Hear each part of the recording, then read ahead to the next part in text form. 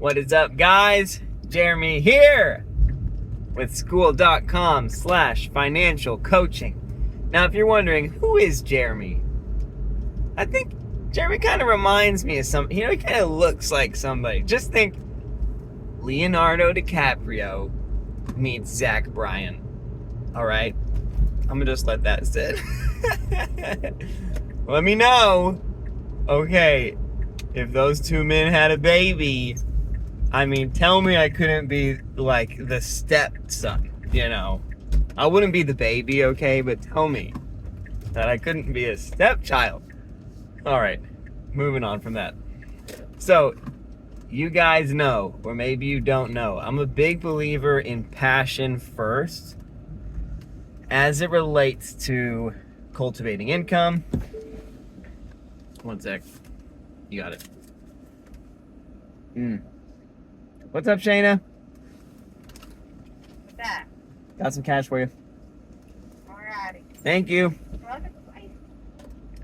I'm a big believer in passion first as it relates to cultivating income. As it relates to, how am I going to start a business? How am I going to make more money faster? How am I going to get into a career that I really enjoy and have a higher, income arc as it relates to, my existence within that career? I think passion first. I do. And, I described in a video, like, one of the easiest ways to figure out what you're passionate about is to just try a lot of things, right? And for some period of time, that's the goal, is you're trying to figure out what are you passionate about, or what could you become passionate about. And I want to give 2 tips on the other side of that process. One is a warning not to be too concerned too quickly on the monetization of the passion. Do not ruin your passion over monetization. Have you ever liked something and then you got a job in that thing and then you didn't like it anymore because it became a job? Like, I think that happens particularly when you didn't have enough time to really cultivate the like. Sometimes the like just gets exposed as like, this wasn't supposed to become a passion, and that's great. But sometimes it really could have become a passion if you didn't try to leapfrog the passion cultivation process and get into, how am I going to make this make money? And a lot of times people don't even start the passion cultivation process because they're trying to project out what they know about money or business, and they just assume like, oh, no one would ever want to pay for that, or like, there's no way I would be able to make money doing that. And so then they don't even step into the passion cultivation. And I think that's suboptimal. I think you cultivate passion for the sake of cultivating passion. It's not just so that one day, somehow, it will make you a lot of money. If you only think that way, I think it's just so much harder to see it through to a true, like, financial accelerator stage. Because deep down, it never was about passion if it was always about money. Simon Sinek has this really famous TED Talk that kind of launched his career that he titled, I think, Start With Why. And he talked about how purpose-based businesses and entrepreneurs basically outperform profit-driven businesses and entrepreneurs. And I remember watching this TED Talk as a junior or maybe a sophomore in college, and I'm just scrambling, taking notes about how I disagree philosophically with his presentation of this content. And he was like, it was an amazing presentation, and in a sense I do agree, but one, his mannerisms bothered me, because you could just tell he felt like a genius, and I'm like, bro, this isn't that revolutionary. All right. But the other thing that was kind of irking me is like, if you start with why so that you can become the most profitable business, then you didn't really start with why. Your why was still profit, if why was just a path to profit. And that's the gist of the tip I'm trying to give here. Tip number one, this warning, is don't go too quickly to monetization. Don't go there mentally or emotionally. Don't limit your passions towards things that you think will be able to generate an income. And if you found a passion, don't rush to how you're going to get it to generate an income. Because one, you might kill your passion that way, okay? But also two, you don't have that much to offer until you become rooted in that passion, right? If you have some type of way that passion has marked you, or some type of authority to speak into that passion, that other people who are also passionate about that would care about your perspective. Like if you just picked up something a month ago or 6 months ago, and now you want to turn it into a business, like it can be a little harder to get traction that way, because every business needs customers, right? And if some businesses, your customers might not care at all how long you've been at it and where you came from and whatever. But for some businesses, like I think about financial advising, for example, because that's one of the worlds that I'm in. And so many people, they come out of college and they're like going to give it a shot to be a financial rep. And so now they're calling people like, hey, I'm a financial pro and do you want to meet? And I would love to talk about XYZ. But sometimes the people they're calling are like, is this so-and-so? Like, since when? Right? Since when are you the money person?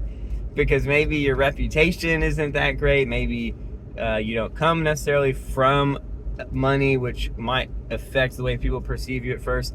Maybe you're not very frugal, or you're known to be an overspender, or you've had to ask people for money in the past.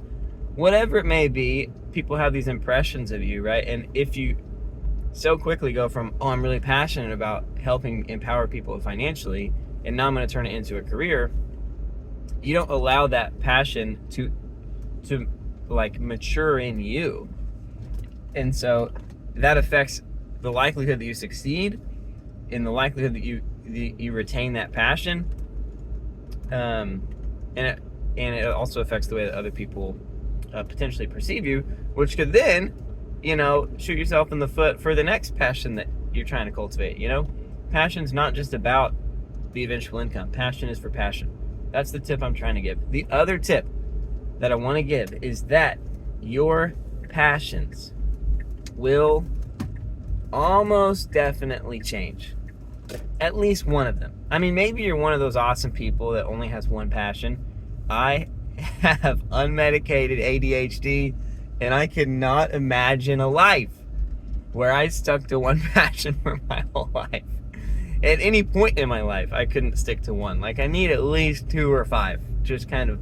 I need those spinning plates to keep me going, right? I need to be a little overstimulated, because that's the way it goes. Regardless of how many plates you're spinning simultaneously, I just wanted to also give this tip that your passion or your passions will probably change. And I wish that I had understood that or known that intuitively, because if you don't, it can be disorienting or disillusioning to give 5 years, 10 years, 15 years to a passion, only to wake up one day and be burnt out, or feel like you lost the sauce, or maybe something traumatic happens.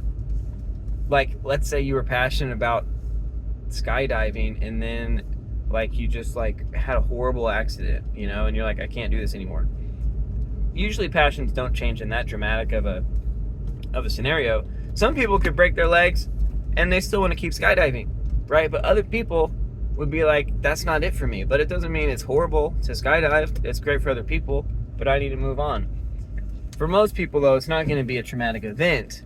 It might just be the circumstances of life and just your evolution, your actualization as a human being, the things that you really want to learn, to do, to feel, the places you want to live, whatever it may be, the people you want to be around, the communities. they probably will change.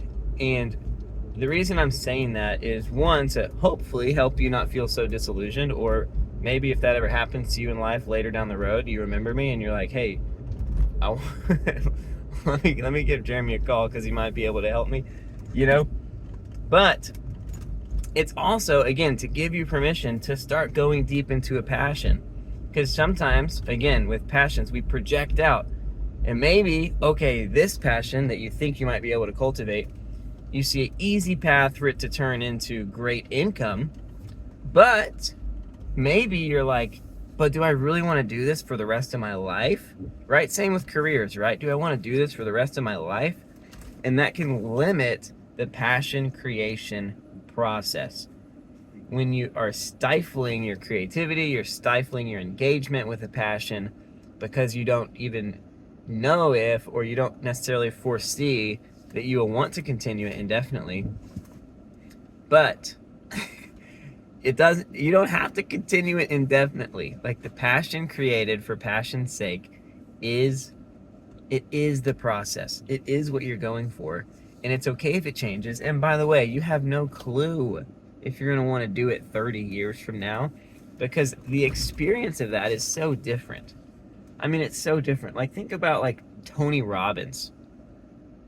Like, when he started getting into self-help, he was just like a hungry dude that wanted to make money and be successful and just using charisma. I mean, it's a lot of the same stuff he's doing now, but he did not know.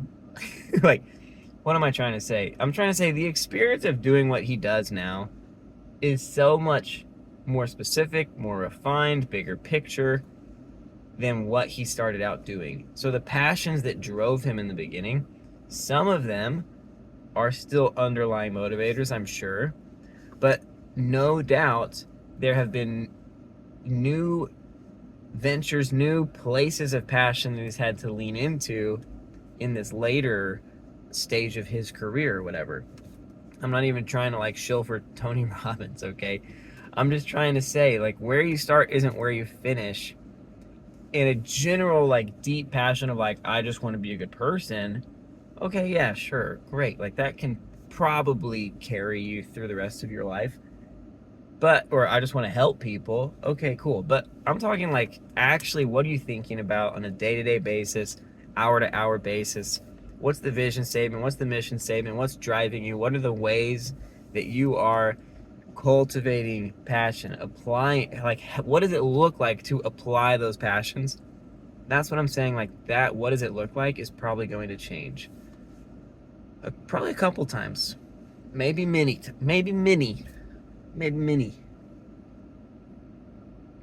or maybe it won't. But I wanted to give these two pieces of advice, two tips. If for nothing else, to remove some of the bottlenecks, remove some of the hurdles to cultivating passion, because it's, to me, like, the experience of life is so much better if you are passionate about something, okay, regardless of income. Like, financial freedom, it's 1 part financial and it's like 5 parts freedom. So if you're not free inside, if there's nothing that grabs your heart, that you gravitate towards, then how's money going to fix that, right? And so you want to cultivate that passion just for life's sake, just for freedom's sake. But yes, big picture, deep down, of course, I think you open up more doors the more uniquely passionate you are about the more things. And so, but you don't have to know how it's going to work out. You also don't even have to ever make it work out. It's not about how fast you get to the income. It's really about cultivating the passion. So, hopefully I removed a couple bottlenecks for you. Let me know, by the way, about that whole Leonardo DiCaprio thing. We'll see. I need a little bit more length. We're working on it, though. I mean, hopefully I never sink on a boat, so I probably won't ever go viral in that sort of way. Anyways, I was talking with I got my hair cut like 30 minutes ago. I was talking to my barber. He said he's going to the Titanic Museum next week. It's like, what are the odds? Because I'm showing him a bit. I'm like, this is what we're going for, bro. Tell me I can do it, all right? So anyways, we'll see. We'll see how it comes along. All right. Talk to y'all soon.